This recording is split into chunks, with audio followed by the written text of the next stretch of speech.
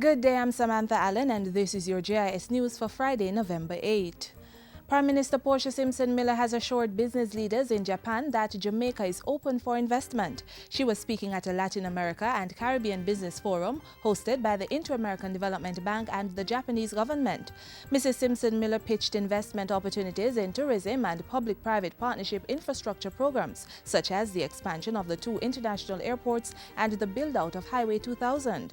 I would urge you business leaders to explore the potential developments which are possible. The Prime Minister also called on the Japanese businessmen to buy into the proposed Jamaica Logistics Hub. The goal is to develop Jamaica as a logistics hub will be pursued on several fronts. The Montego Bay Airport, as I mentioned earlier, the Kingston Container Terminal, which is amongst the largest in the Caribbean, will be privatized and expanded. There are also plans to construct another major transshipment port linked to an economic zone through an investment of US $1.5 billion. Mrs. Simpson Miller assured the entrepreneurs that their investments would be safe due to Jamaica's liberal foreign exchange market and the high standards of legal and administrative systems. Meanwhile, ahead of her trip to Japan, Prime Minister Portia Simpson Miller made another call for more highly skilled workers to join the public sector. Pointing to the public sector's importance to economic development, Mrs. Simpson Miller said it was crucial to attract and maintain highly trained and efficient workers. I therefore encourage young persons leaving our academic institutions to consider a career in the public service. The Prime Minister was speaking at a dinner in honor of retired Chairman, President and CEO of the Port Authority of Jamaica, Noel Hilton. It may soon be mandatory for developers to include rainwater harvesting capabilities as part of any domestic water supply system they provide for housing developments. Government's rainwater harvesting policy already requires persons undertaking developments to provide their own domestic water where there is no connection to a central system. Water Minister Robert Pickersgill says the policy will be strengthened to make allowances for rainwater harvesting whether they are connected to the central water supply system or not. Small-scale storage at the household level, decentralized harvesting and storage of rainfall are some of the components of this new rainwater harvesting policy. It therefore decreases the demand on the public water supply infrastructure and systems and saves money on our water bills.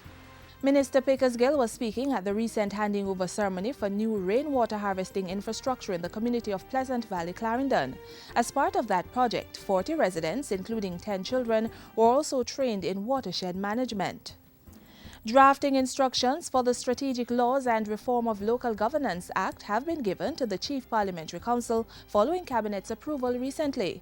The Act will amend existing legislation to give greater power to parish councils and other local authorities. Local government is the most responsive level of government, and as such, we are charged with the responsibility to ensure that better services are available to our citizens. Minister R. Scott made the announcement while speaking at a church service to launch November as Local Government and Community Month under the theme A Prosperous Economy Begins with My Community. Agriculture and Fisheries Minister Roger Clark is challenging Jamaicans to consume more local foods and less imported items. As the island celebrates November's Eat Jamaican Month, the Agriculture Minister is insisting that the country must find a way to cut its high food import bill. It is unsustainable. We can't borrow money to buy food from abroad.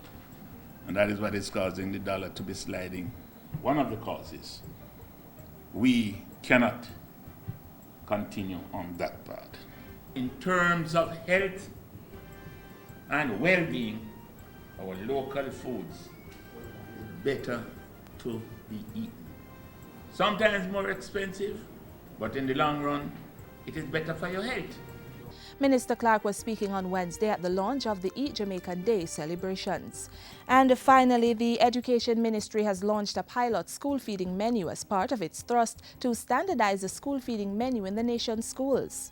Our Minister of Education, he wants to ensure that we are providing nutritious meals that will stimulate the learning of our students. The pilot is taking place in the ministry's Region 1 area, which incorporates schools in Kingston and St. Andrew. It will run for a year. And that's it for JIS News Today. I'm Samantha Allen. Thanks for watching.